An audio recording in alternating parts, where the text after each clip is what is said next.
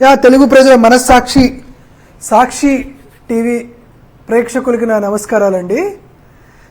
చంద్రబాబు నాయుడు గారు ఆంధ్రప్రదేశ్ రాష్ట్ర ముఖ్యమంత్రిగా వచ్చిన తర్వాత ప్రజలకి సూపర్ 6 హామీలు అమలు చేస్తాడు అనుకున్నాం. కానీ సూపర్ 6 హామీల అమల్లో భాగంగా ఇప్పుడు సూపర్ 4 పథకాలు చంద్రబాబు నాయుడు గారికి అయితే అమలైపోయినాయి.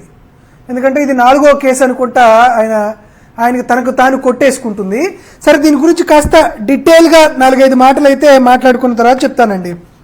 ఇప్పుడు జూలై 16, 2014 సార్, నా వాయిస్ వినపడుతుందా sir? Clear Nagarjuna. July 16, 2014 Ganta Subbarao గారు ముఖ్యమంత్రి గారికి, అప్పటి ముఖ్యమంత్రి చంద్రబాబు నాయుడు గారికి మెయిల్ చేశారు. అయ్యా, మిమ్మల్ని సుమన్ బోస్ అని siemens company MD, Vikas Khanwilkar అనే డిజైన్ టెక్ ఎండి కలవాలనుకుంటున్నారు. వీళ్ళతో పాటు ఇల్లెందుల రమేష్ రిఫరెన్స్ చేశాడు, మనం కలవాలని చెప్పారు.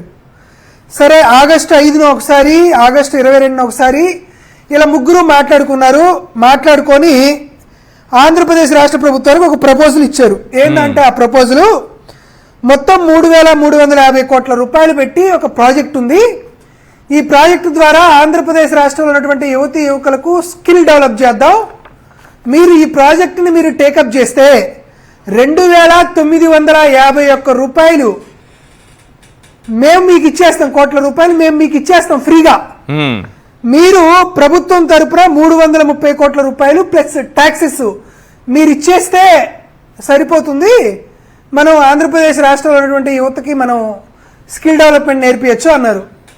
తర్వాత క్యాబినెట్ లో అప్రూవ్ చేశారు, క్యాబినెట్ లో ఓకే అన్నారు. క్యాబినెట్ లో ఓకే అని చెప్పిన తర్వాత వీళ్ళు ఇట్లా ఈ సిమెన్స్ వాళ్ళు ఇట్లా లెటర్ రాశారు. లెటర్ రాసేసిన తర్వాత మొత్తం 5 దఫాలుగా 371,25,100 రూపాయలు ఎస్ బ్యాంక్ సరూర్ నగర్ హైదరాబాద్ కి ఒకసారి, ఎస్ బ్యాంక్ బేగంపేటకి మిగతా 4 సార్లు, వెరసి 5 దఫాలుగా 371 కోట్ల రూపాయలు మనం ఆంధ్రప్రదేశ్ రాష్ట్రం నుండి ఈ డిజైన్ టెక్ సంస్థకి మనం డబ్బులు కూడా డ్రా చేసి అయిపోయింది. ఆంధ్రప్రదేశ్ రాష్ట్రంలో యువతకు అంతా స్కిల్ డెవలప్మెంట్ పెరిగిపోయిందన్నారు. యథావత 2019 ఎన్నికలు జరిగినాయి. 2019 ఎన్నికల్లో జగన్మోహన్ రెడ్డి గారు ముఖ్యమంత్రిగా పదవి బాధ్యతలు స్వీకరించిన తర్వాత మాకు ఒక డౌట్, అనుమానం వచ్చింది. నిజమే, మనం 371 కోట్ల రూపాయలు మనం ఇచ్చాము, దీనికి మ్యాచింగ్ గ్రాంట్ గా 2,951 కోట్ల రూపాయలు వచ్చాయా లేదా అనేది ఈ ప్రశ్న అప్పుడు ఉన్నటువంటి అధికారులను ముఖ్యమంత్రి జగన్మోహన్ రెడ్డి గారు అడిగారు. లేదు సార్, 2,951 కోట్ల రూపాయలు రావట్లేదు అని చెప్పారు. రాకపోతే ఒకసారి సిమెన్స్ ని అడుగుదాం, అయ్యా నీ 2,951 కోట్ల రూపాయలు మాకు రాలేదు అని డాక్టర్ పి భాస్కర్ ఐఏఎస్ అనేటువంటి ఒక ఆయన చేత డిసెంబర్ 29, 2021 ఒక లెటర్ రాశాం. అయ్యా, మీరు మా 371 కోట్ల రూపాయలు మేము ఇచ్చాం, మీరు ఇచ్చినటువంటి 2,951 కోట్ల రూపాయలు మీరు ఎవరికి ఇచ్చారు అని ఒక లెటర్ రాశాం. దానికి సిమెన్స్ వాళ్ళు అంటే సేగల్ అమిత్ అనే ఆయన ఫిబ్రవరి 3, 2022 మాకు ఒక లెటర్ రాశారు. అంటే ఆంధ్రప్రదేశ్ రాష్ట్ర ప్రభుత్వానికి ఒక లెటర్ రాశారు. ఆ లెటర్ యొక్క సారాంశం ఇది. ఏం సారాంశం అంటే, అసలు మీకేమన్నా మైండ్ ఉందా లేదా? ఒక ప్రైవేట్ సంస్థ ప్రభుత్వానికి 2,951 కోట్ల రూపాయలు ఫ్రీగా ఇస్తారంటే మీరు ఎట్ట నమ్మారయ్యా? ఏదైనా డిస్కౌంట్ ఇవ్వమంటే ఇస్తాం గానీ గ్రాంట్ ఇన్ ఎయిడ్ ఎట్టిస్తామయ్యా? మా దగ్గర siemens does not have any scheme of sponsoring grant in aid with manner suggested by you. మీరు చెప్పినట్లుగా మా దగ్గర అటువంటి స్కీమే లేదు. గ్రాంట్ వాళ్ళు ఎప్పుడన్నా ఇచ్చారంట, వాళ్ళ అలవాటైనా ఉందా? సార్, మా దగ్గర లేదని చెప్పారు. మా దగ్గర అసలు అటువంటిది ఏం లేదు. సుమన్ బోస్ అనేవాడు మా కంపెనీ నుంచి రిజైన్ చేశాడు. దాంతో పాటు ఆ boss was not authorised to unilateral agreement చేసుకోవడానికి మీతో మాకు ఎటువంటిది లేదని సిమెన్స్ అనే ఆయన, సిమెన్స్ సంస్థకు సంబంధించి శేషగిరి అమిత్ అనే ఆయన ఈ లెటర్ రాశాడు.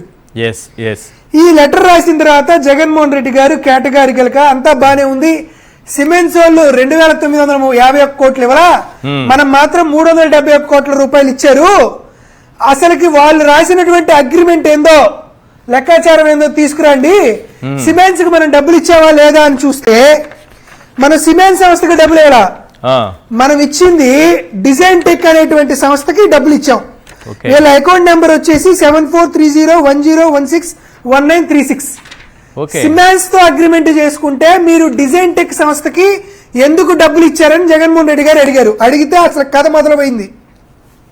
సార్ ఇది చంద్రబాబు నాయుడు గారు ఇచ్చినటువంటి జీవో నెంబర్ 4 30వ తేదీ జూన్ 2025 ఇచ్చినటువంటి జీవో. ఈ జీవోలో ఏమనిందంటే 90% మీరు 10% ప్రభుత్వం పెట్టుకోవాలని ఉంది.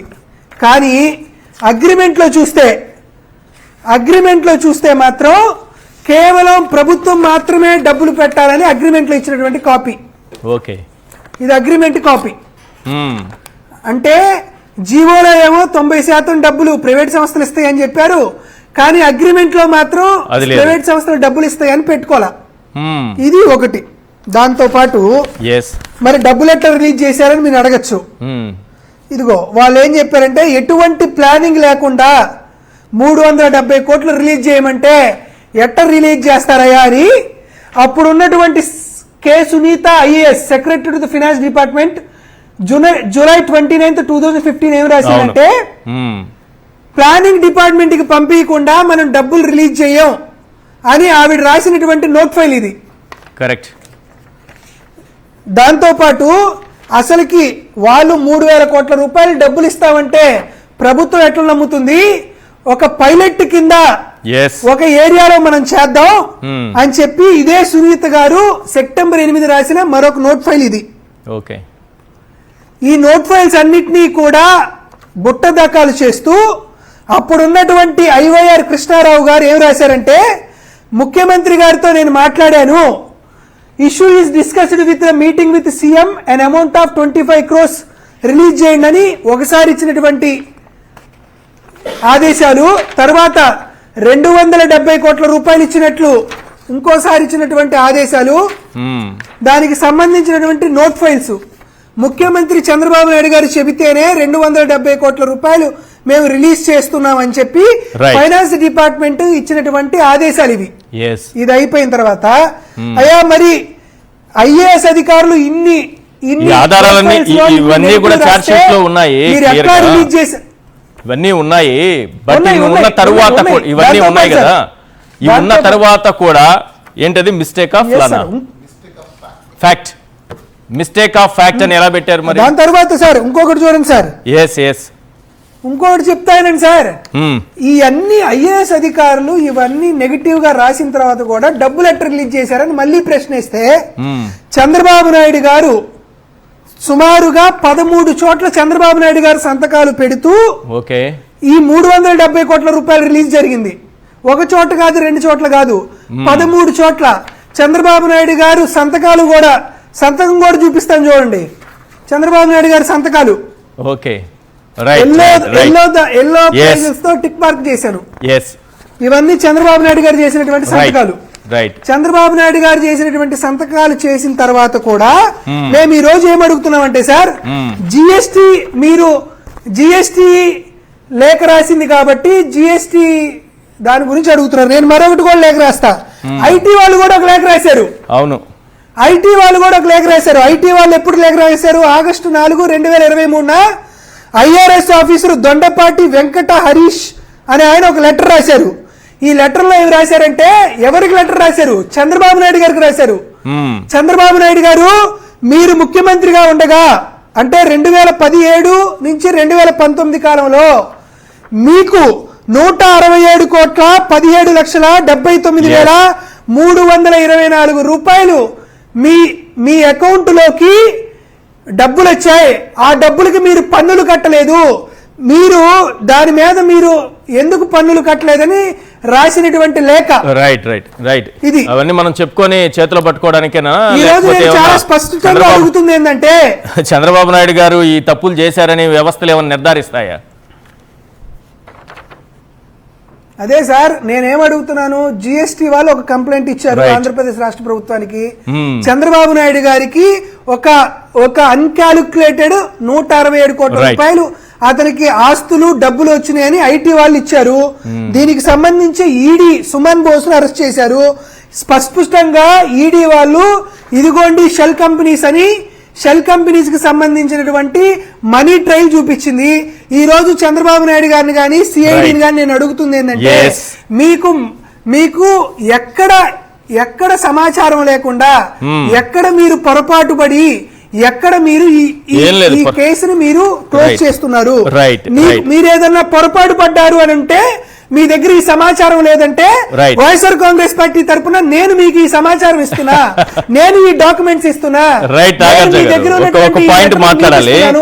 టైం మీరు చెప్పినా సరే, మేము చెప్పినా సరే, సెంటర్ మీరు చెప్పినా సరే, మేము చెప్పినా సరే, వైఎస్ఆర్ కాంగ్రెస్ పార్టీ సాక్షి మీ అందరికీ ఎప్పుడు టైం ఇస్తే అప్పుడు ఈ డాక్యుమెంట్స్ అన్ని మీ దగ్గరికి తీసుకొస్తాం. కేసు క్లోజ్ చేయకుండా మహానుభావాన్ని అడుగుతున్నాం. రైట్, బాగా చెప్పారు.